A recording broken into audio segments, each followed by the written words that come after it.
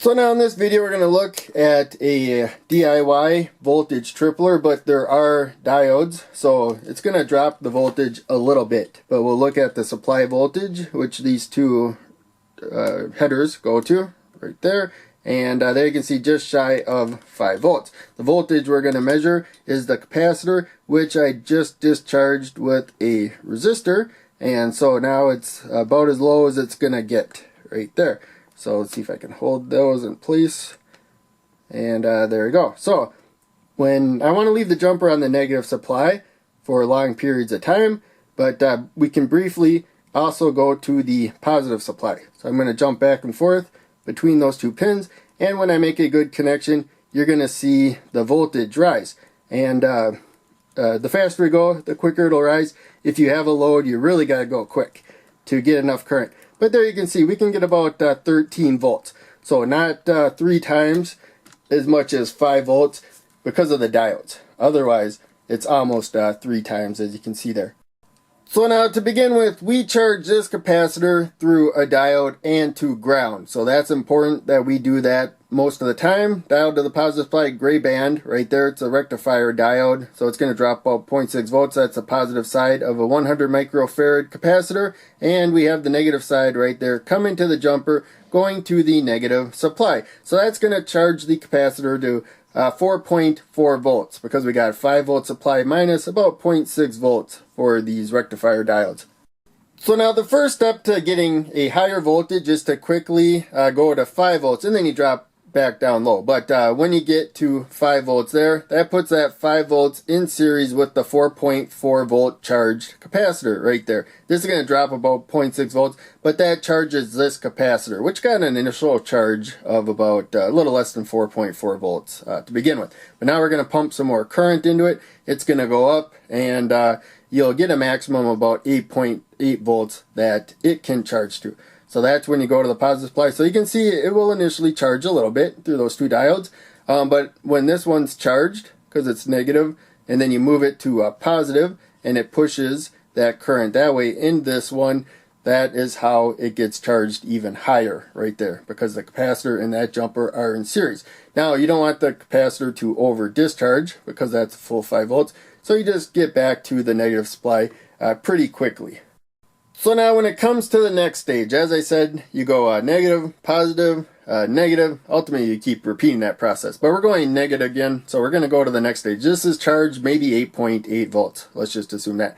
We have this capacitor right here. When we drop it to ground, that's the negative supply there. So that's going to pull current that way. So negative side of that capacitor. You can see we got this diode here, gray band right there, going to this capacitor. Negative side right there, positive side right there. So you can see you connect to ground, it's going to head that way to ground, and thus that actually charges this capacitor, pulling the charge out of that one. Then we go, it's also recharging that one. Then we go positive, again that's pumping current into that one, but now this one is charged probably about 8.2 volts. We go positive, that adds about 5 volts. So it's going to build up about 13.3 volts maximum there. Probably lower, but it's going to go up to maybe that. And then through this diode, it's got to charge that capacitor, but at some point this capacitor has the potential to charge up to about 12.8 volts. As we saw with no load, I was able to charge it to about 13 volts. But you can see that diode there.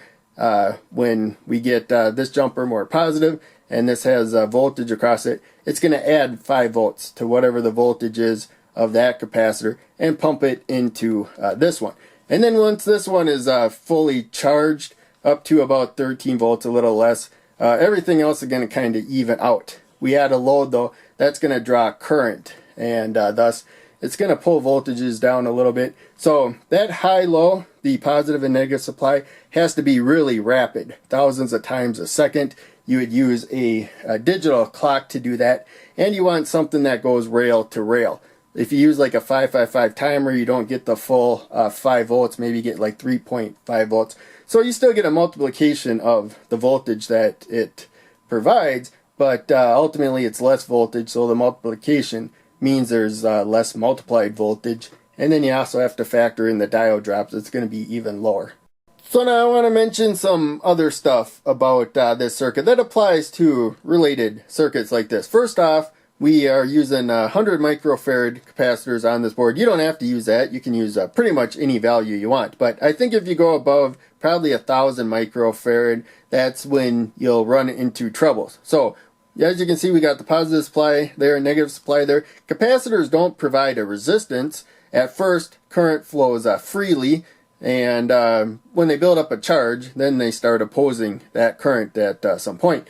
But in any case, we're making basically a short circuit at times in this circuit. And so that's okay with lower value capacitors, but higher value capacitors, you might get enough current where it could damage the wires or whatnot. And so I think 100 microfarad is probably pretty good. Maybe 1,000 microfarad, I wouldn't go above that.